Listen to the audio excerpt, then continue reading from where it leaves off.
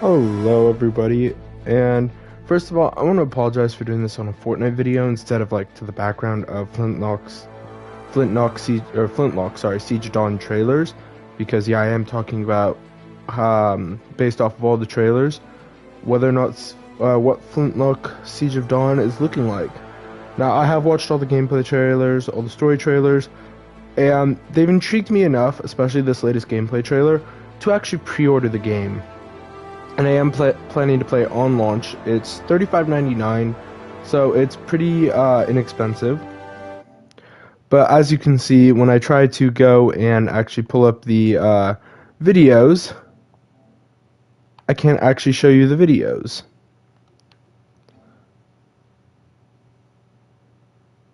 You guys just get the audio, which is kind of a shame. Because from what I've seen of the trailers, they look pretty promising. I mean, there are some concerns, but I think the combat looks pretty good. It looks relatively grounded. Your little Enki pet looks pretty cool. I think the way you can get upgraded melee weapons is nice. The axe and gun combo looks pretty cool. The way you fight undead. Because this game is looking like pretty much it's going to be fighting a horde of undead with some gaps and then taking on occasional boss battles. It looks really promising. I like the way it definitely doesn't try to carve itself out as like this is super hyper realistic.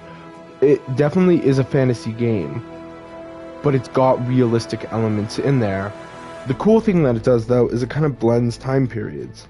I mean, you've got a flintlock, and then you've got soldiers in Union Army uniforms doing trench warfare, reminiscent of World War I, which is honestly very funny, but it also feels gritty. I like the feel of it. The combat, like I said, seems pretty grounded. The graphics are good, and $35.99 to me, it seems like it's going to be a short, pretty compact game. And I don't have a problem with short, compact games, unless they commit my personal cardinal sin with video games, just create this really intriguing world, and then don't expand on it.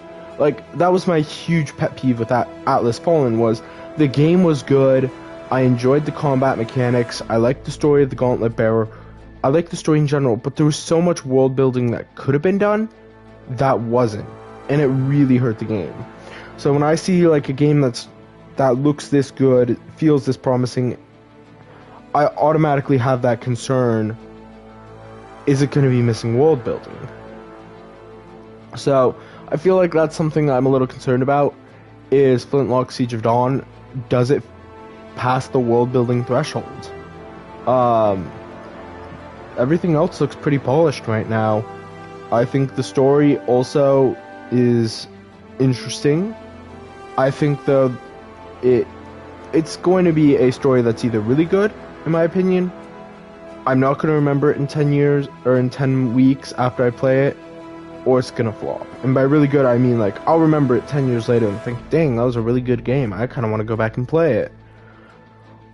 It's going to flop, or it's going to just evoke nothing. And honestly, it really depends how they pull off the god-killing mechanic, because the description of the game literally says kill all gods. How are you going to do that? Are you going to do that where your character's so powerful that they can kill gods? Because if that's the case, I do have some concerns, which I'll outline in a minute here. Or is it going to be similar to Atlas Fallen, where you're essentially just banishing them beyond this plane of existence? Because that's really what happened with Thelos. You were just kind of knocking Thelos back. And the reason why I'm drawing so many comparisons to Atlas Fallen is because a lot of this game, like watching through the trailers, I kept on getting reminded of Atlas Fallen. With the kind of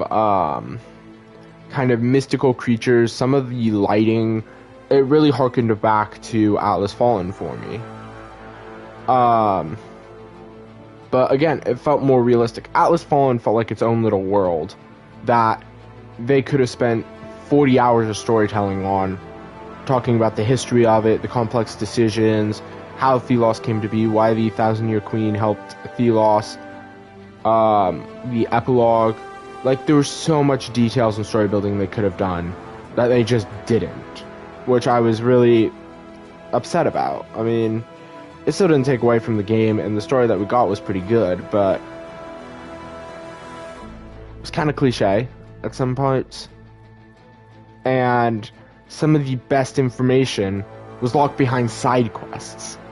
I mean, that defrocked priest, talking about, I can't remember, that's the problem, is the primary antagonist, Thelos' avatar dude, I can't remember his name, but you remember the name Theos pretty easily, which was a good thing. It's a really recognizable name. But, that scene where he's like, yeah, he was fine until he became fanaticized. Something could very well push him against his god.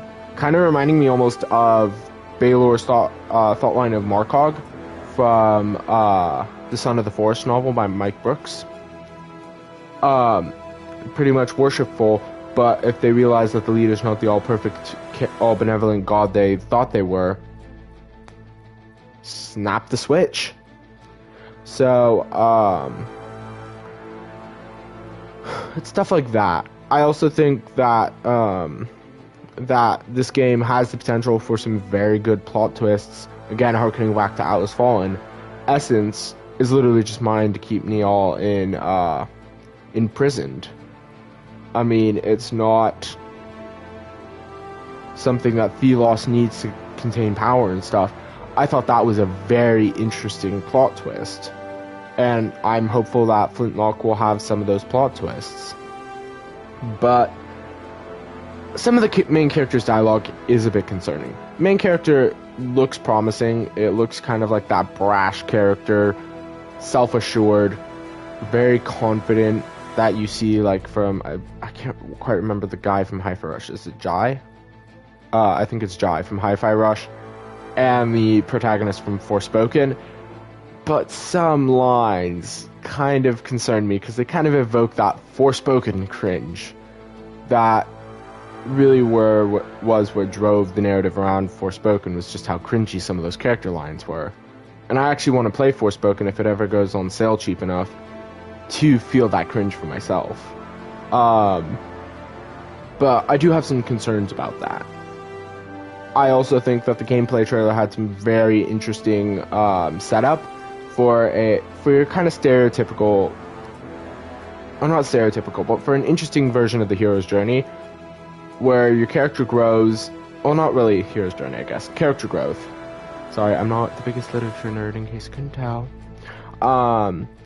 Where your character starts out really brash, impatient, gotta go, go, go, go, go. Almost like Dogma from Clone Wars. Like, in the very first scene before, the very first ridge scene before the Umbaran's ambush, where Anakin's like, yeah, get some rest, dude. And he's like, nope, I'm ready to go, let's just keep pushing.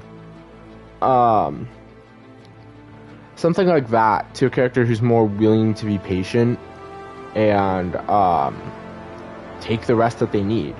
I think that's probably going to be where the main character goes. And honestly, I'm intrigued about Flintlock. I think the price is really good.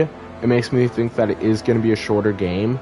The graphics aren't like good, like very good, but they're not like cutting edge, I guess.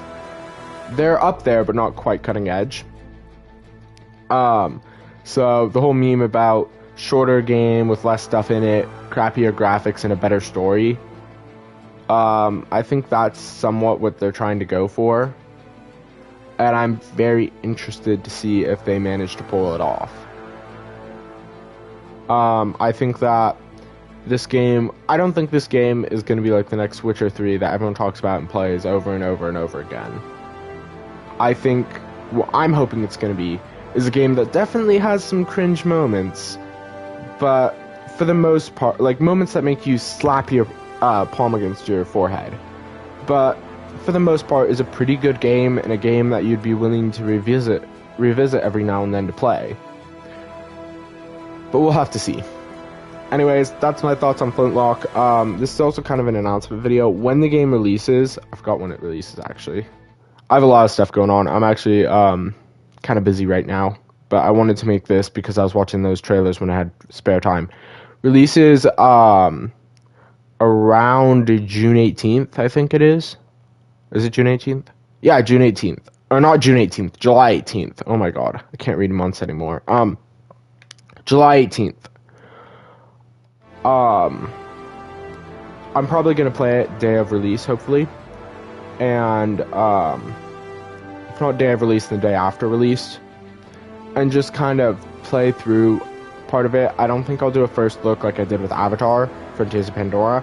I think I'm gonna do kind of like what I did with Atlas Fallen, where I do a full live stream playthrough, a couple hours per stream, and just see how it goes. Anyways, I think this is where this kind of dive in ends. Thank you guys all for watching. Hope you guys have enjoyed. See you all in the next one.